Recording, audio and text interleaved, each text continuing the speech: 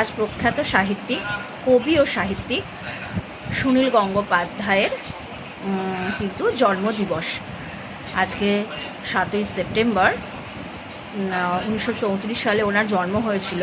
2012 সালে অক্টোবর মাসে ওনার মৃত্যু হয়। ওনার লেখা সেই প্রথম আলো, সেই প্রথম, এগুলো ওনার লেখা বিখ্যাত রচনা। ওনার লেখা পাহাড় চূড়ায় হলো সবথেকে বিখ্যাত কবিতা। একটা পাহাড় কেনার শখ ও একটা নদী কেনার শখ। সেই কবির আজকে কিন্তু জন্মদিবস। কবিকে অনেক অনেক শ্রদ্ধা জানাই এবং প্রত্যেকে আজকের দিনে কবির যে জন্ম সেটা হলো বাংলাদেশের ফরিদপুরে। কবি কৃত্তিবাস পত্রিকার সম্পাদক ছিলেন, বর্তমানে কৃত্তিবাস পত্রিকার সম্পাদক ছিলেন। তো এই কবির এই জন্মদিবসে তাকে ছোট করে শ্রদ্ধাঞ্জলি জানাই।